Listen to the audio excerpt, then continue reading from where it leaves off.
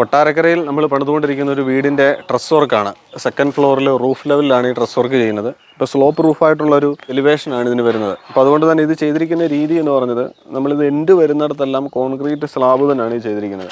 ഈ സ്ലോപ്പിനനുസരിച്ച് ഈ slab projection ക്യാൻഡിലിവറായിട്ട് ഈ സ്ലാബ് ചെയ്തിട്ട് അതിൻ്റെ മേളിലേക്ക് ഇതിൻ്റെ റിഡ്ജ് കയറ്റിയിട്ടിരിക്കുകയാണ്. ഈ പട്ടിക അടിച്ചിരിക്കുന്നത് ഇതിൻ്റെ ലെവലിൽ തന്നെയാണ്, ഈ സ്ലാബിൻ്റെ ടോപ്പിലായിട്ടാണ്. ബാക്കിയുള്ള ഭാഗം ട്രസ്സായിട്ട് തന്നെയാണ് വരുന്നത്. അപ്പോൾ ഇതുകൊണ്ടുള്ളൊരു പ്രയോജനം എന്ന് പറഞ്ഞാൽ നമ്മൾ താഴെ നിന്ന് നോക്കുമ്പം ഇതിൻ്റെ റൂഫ് സ്ലാബ് കോൺക്രീറ്റ് ആയിട്ട് തന്നെ ഇത് കാണാൻ പറ്റും. ഇതിൻ്റെ ബോട്ടം ആ ഒരു ഫിനിഷ് കിട്ടാൻ വേണ്ടിയാണ് അങ്ങനെ. അല്ലെങ്കിൽ നമുക്ക് ഉള്ളിൽ ഡബിൾ ലെയറായിട്ട് ഓടിട്ടിട്ട് അങ്ങനെ ചെയ്യേണ്ടതായിട്ട് വരും. അങ്ങനെ വരാതിരിക്കാനായിട്ട് ഇങ്ങനെ ചെയ്ത് ഇതിൻ്റെ എ ഫ്രെയിം പോലെ ഇതിൻ്റെ ചുറ്റും ഈ കൂരയുടെ അനുസരിച്ച് നമ്മൾ ബ്രിക്ക് വർക്ക് ചെയ്ത് ആ രീതിയിൽ ട്രസ് വർക്ക് ചെയ്തെടുത്തിരിക്കുകയാണ്. അതുപോലെ തന്നെ ഇതുപോലെ റൂഫ് വർക്ക് ചെയ്യുകയാണെങ്കിൽ നമുക്ക് ഇതിൻ്റെ ഉള്ളിലെ സ്പേസ് നമുക്ക് യൂട്ടിലൈസ് ചെയ്യാനായിട്ട് പറ്റും. ഒരു സ്റ്റോറേജ് സ്പേസും ഒക്കെ ആയിട്ട് ഈ ഭാഗം നമുക്ക് ഉപയോഗിക്കാം. ഇവിടെ വരുമ്പോൾ നമുക്ക് തല മുട്ടത്തില്ല, ആ ഒരു ഹൈറ്റിലാണ് ഇവിടുത്തെ കൂര വന്നിരിക്കുന്നത്. ഈ ഒരു ഭാഗത്തേക്ക് വരുമ്പം കുറച്ച് ഹൈറ്റ് കുറവുണ്ട്, എങ്കിലും നമുക്ക് ഇതിനകം നമുക്ക് എന്തെങ്കിലും ഒരു സ്പേസ് ആയിട്ട് ഉപയോഗിക്കാനായിട്ട് പറ്റും. പിന്നെ ഇതേപോലെയുള്ള ചെറിയ ഏരിയ ആയിട്ട് വരുന്നതൊക്കെ നമുക്ക് ട്രസ് ചെയ്യുന്നതിനെക്കാട്ട് നല്ലത് കോൺക്രീറ്റ് ആയിട്ട് തന്നെ ചെയ്യാനാണ്. അതുകൊണ്ടാണ് ഈ ഒരു ഭാഗം നമ്മൾ ഫുള്ള് കോൺക്രീറ്റ് ആയിട്ട് തന്നെയാണ് ഇതിൻ്റെ റൂഫ് ചെയ്തത്. എന്നിട്ട് അതിനുശേഷം അതിൻ്റെ മേളിൽ ഇതിൻ്റെ കണ്ടിന്യൂസ് ആയിട്ട് ഓടിട്ട് പോകുന്ന രീതിയിലാണ് ചെയ്തിരിക്കുന്നത്. ഈ ബാക്കി ഏരിയ ഫുള്ള് ട്രസ് വർക്ക് ചെയ്താണ്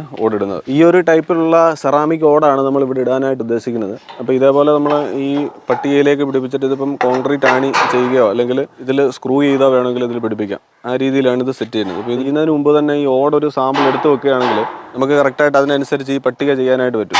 അല്ലെങ്കിൽ രണ്ടാമത് ഓടെടുക്കുകയാണെങ്കിൽ ഈ അളവ് പല ഓടിനും പല അളവായിരിക്കും. അപ്പോൾ അങ്ങനെ വരുമ്പോൾ ഇത് പിന്നെ സെറ്റ് ചെയ്യാനൊക്കെ ഉള്ളൊരു ബുദ്ധിമുട്ട് വരും. പിന്നെ രണ്ടാമത് പൊളിച്ച് പണിയേണ്ടതായിട്ടൊക്കെ വരും. അപ്പോൾ അതുകൊണ്ട് തന്നെ ഓടും കൂടെ ഒരെണ്ണം സാമ്പിൾ എടുത്ത് വെച്ചിട്ട് ചെയ്യുന്നതായിരിക്കും നല്ല. ഈ രീതിയിലുള്ള ഒരു സെറാമിക് ഓടാണ് ഇവിടെ ഫിനിഷിങ്ങിനായിട്ട് നമ്മൾ ഉപയോഗിക്കുന്നത്.